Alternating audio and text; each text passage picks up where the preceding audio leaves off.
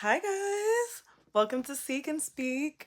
If you can't already tell, this episode, this video, is going to look a little different. So basically, tomorrow marks the completed second month of Seek and Speak, or at least when I started it, and it's actually insane. It feels like I started it so long ago, but at the same time, not that long ago. I actually am very proud of myself for getting this far because it's a lot of work and you don't realize how much work goes into a podcast or video series or anything really social media. As I do in every episode, it's important to just mention what Seek and Speak is. So, it's a storytelling platform and initiative to expose the ordinary and extraordinary truths in all walks of life.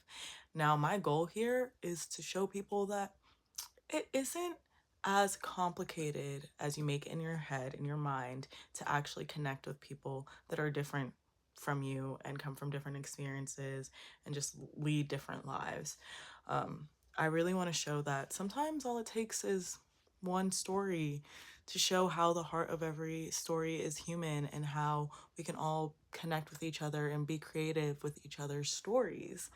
So that has been my goal for these past 2 months. And I think it's a great start. I think that I've definitely have learned so much.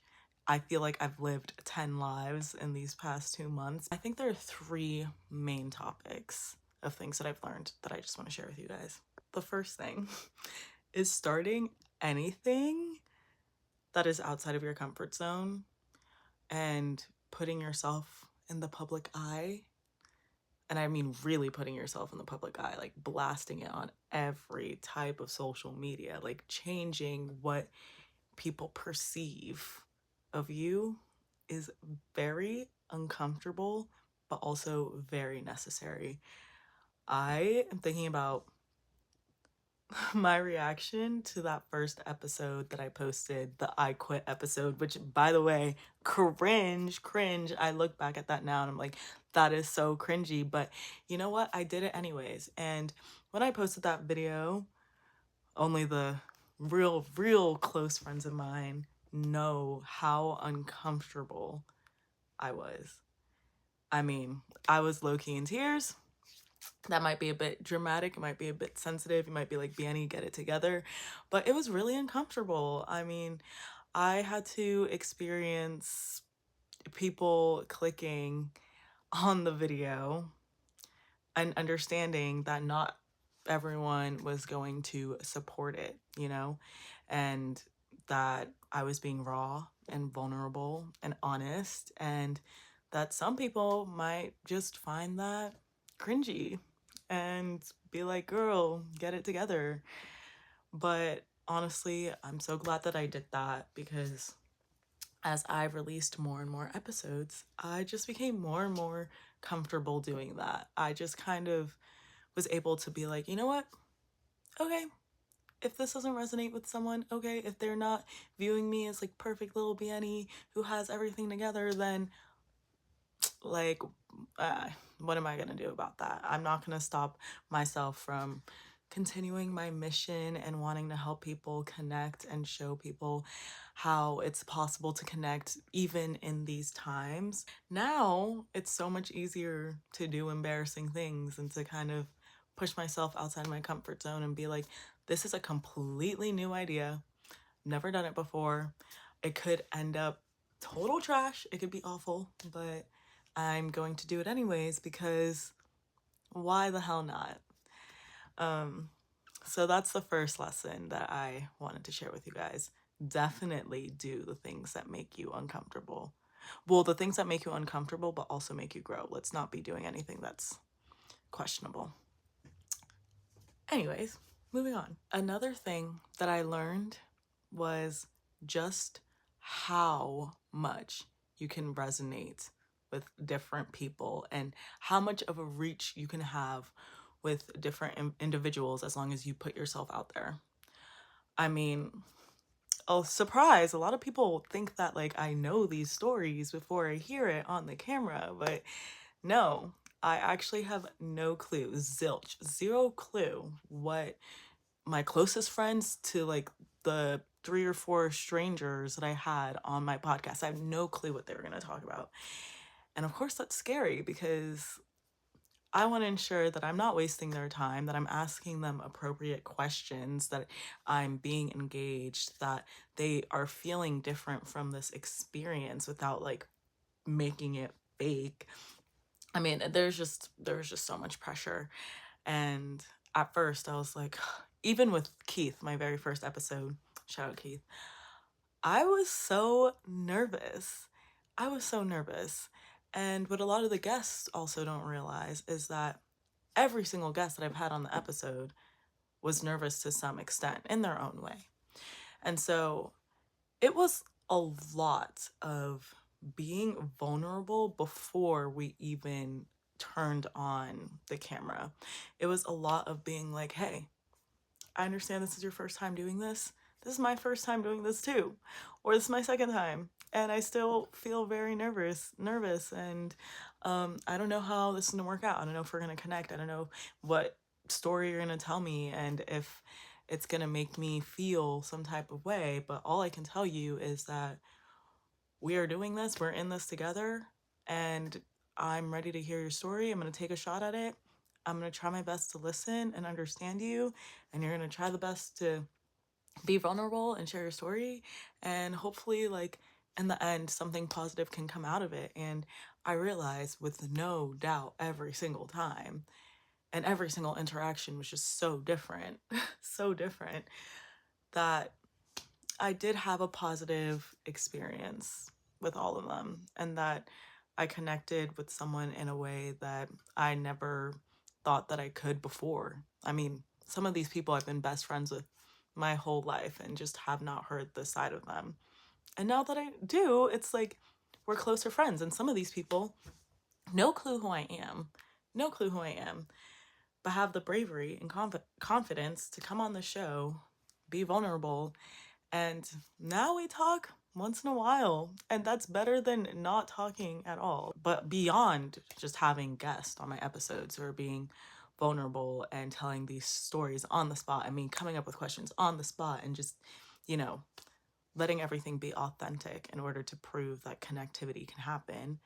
Um, I also have been connecting with so many people online, like so many people online. What you guys don't see and don't know, but what I'm experiencing is that I think every day for the past 2, 3 weeks, every day I have spent 30 minutes to an hour talking to someone that I have never met before, or just like connected with online because my podcast resonated with them, or connected with me online because they heard a story and they wanted to know more and they wanted to ask me questions and they wanted to ask if like it was real, if like if I was actually coming up with these questions on the spot. And like it's just like actually insane the amount of people that I've connected with from all over the country just because of this podcast in the past 2 months. And I'm continuing to do that. And obviously, not everyone has an opportunity to be on the podcast. And as I've been doing this, I've been working hard to get a job and do regular life things, see my friends, take care of myself. So it's definitely, you know, I haven't been able to put that all out there, but it's been happening. I'm so grateful to have had the opportunity to talk to so many different people and hear all these different stories and be impacting people in ways that I never thought that I could do before. Just going off of connectivity, I just want to say how incredibly important it is to surround yourself with people who do not let you give up, who are constantly encouraging you. And I think that with this podcast in the past 2 months, I'm so grateful and lucky to have had such a strong community that believes in what I'm doing, whether they're friends or new friends that I've made throughout my experience building this podcast. In a way, I feel like it has also allowed me to connect and be vulnerable and reach out to people and ask for help with like this support system, and to build a stronger support system in a way that I probably wouldn't have done before, because I am very independent and isolated when it comes to like trying to do my work. But just asking for help, asking for advice, asking to hear what you're doing right, what you're doing wrong. It's impossible to be successful without that, is what I'm realizing. Not saying I'm successful yet, but I will get there. And a special shout out to Sadie Radzin, literally my sister. I was struggling editing those videos. There was no time for that in my schedule. She really was like, let me help you. I like doing this. I believe in what you're doing, and let me give it a shot. And she has been doing fantastic and has helped the growth of this channel purely by editing. That's just like another great example of how the podcast has impacted someone else in a positive way, and how I was able to connect with a best friend that I've had my whole life in a different way. And yeah, this channel would not survive without her taking over editing. I'm telling you. So shout out Sadie. And the last thing that I learned is to pivot. Pivot, pivot, pivot. Oh my goodness gracious, the amount of things that have happened where I messed up, I made a mistake or happy accident, if you remember my costume, Bob Ross. Besides the point. The amount of mistakes I am making starting this podcast, and I consider 2 months period still starting. I'm still learning. I'm still trying to gather all that analytics and see which direction to grow the podcast in. But the amount of times where something goes wrong and I have to pivot, lost my light, lost my mics, completely forgot to film one part of the episode, completely forgot to take pictures of someone, completely forgot to take pictures of me and that person together. Oh, my video quality sucks, actually sucks. So do I stop or do I continue to go? How do I fix just little things that I'm not even gonna bring up because I don't want to bring attention to it, but I'm sure some people have noticed and some people maybe haven't, and that's honestly what I prefer. But just learning that no matter how hard you work to make things perfect, you're always gonna have to pivot, because nothing is perfect in life. Nothing. Actually, nothing. And at first it was so uncomfortable, because if you know me, you know that I work hard to put something out there that I'm proud of. And what I had to learn is that being proud of something doesn't mean that it has to be perfect. It just means that you tried your best, that it's out there, and that it's doing what you need it to do. And I realized that every time I've had to pivot, whether people have noticed it or not, at least I got that video out there. At least I talked to a new person that week. At least I was able to change a couple of people's lives that week through the interactions they've had from my videos. And that's important. That's important for people to understand that consistency does not mean perfection. It just means staying dedicated and pushing yourself. Talking about pivoting. That's what this video is. Obviously, I do not have a guest today. And I was a bit disappointed about that. This video is pivoting because I just believe in getting something out there and making sure that the people who are watching and listening are gaining something from me and my skills and my experience. And I totally 100% expect to be pivoting so much more in the future, especially with this podcast, but in life, I'm going to be pivoting. I'm going to have to make changes and going to have to decide Am I going to give up now, or am I just gonna find a solution? And honestly, this is my first way of really truly showing myself and you guys that I'm not giving up on making a positive impact. So I know what you guys are thinking, Bianny. Is there really not going to be a guest for today? It's Hollow Weekend. I am going out with Kayla. Kayla, shout out Kayla. See you soon, bae. And I have a very fun costume, and there's going to be lots and lots of strangers out there that I can try to connect with. And so I have a goal for myself. Whether it's possible or not, we'll see. My goal is to just meet one person who will get out of their party frenzy mindset and let me interview them for like a minute. Hi guys, welcome to Seek and Speak. Yes. I fulfilled my goal. I have two guests here with me. Guys, tell me, what's the spookiest thing that's happened to you this week? Remember, this is going online. Right, okay. This week, I think. Wait, come close, maybe come closer. When oh my god, Trade was supposed to pull up and he never did. Too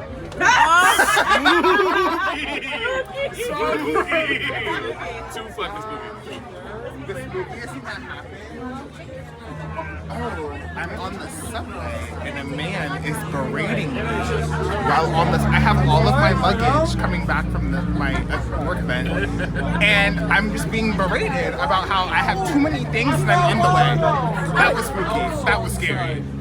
Wow, guys, two crazy stories. Maybe we'll go in depth another weekend. Thank you for watching. Overall, like, I feel like everything's going great. It's only been 2 months. Only 2 months. Like, we finally completed 2 months. I'm sorry I keep saying that because it doesn't feel real. And I love celebrating small wins, but I'm so proud of the reach that I've had thus far. I mean, I have like 163 followers on Instagram. I think that that's a win. My 91 followers on TikTok with over 3,000 likes. I find that growth on TikTok, it's crazy because the past 2 weeks I've gained like almost 40 new followers, which is maybe because of consistency. I need to continue that. But yeah, that has been a great shock because I was like, could I reach 100 followers before my second month? But you know what? I'm close enough. 91, that's great in my books. Then there's my YouTube, which is the most important platform to me because I get to put some, videos and clips and stuff of the guests on the channel along with the actual story and make it more of a storytelling session and more of an experience than just you hearing something. But yeah, 55 subscribers. That's good in my books. And I've had over 23,000 views, over 91 hours watched on just my channel.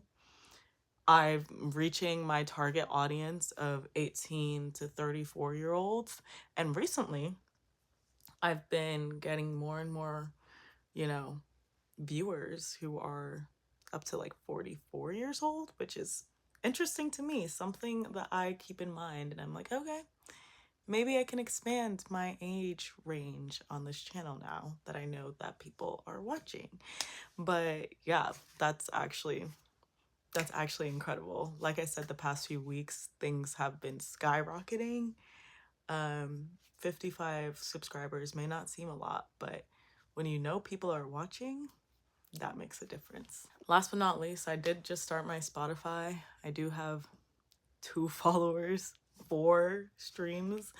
But hey, it's the start of something new. I'm excited where things are gonna be next month.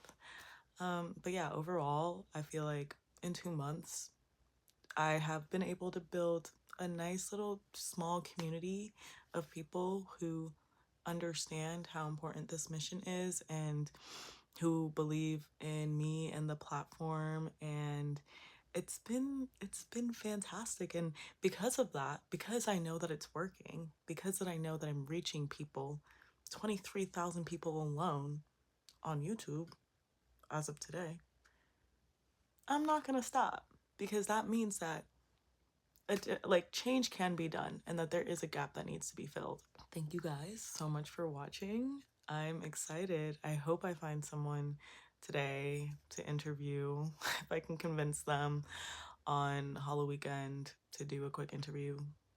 But if not, thank you guys so much for watching. I hope that you have a great November. Happy November.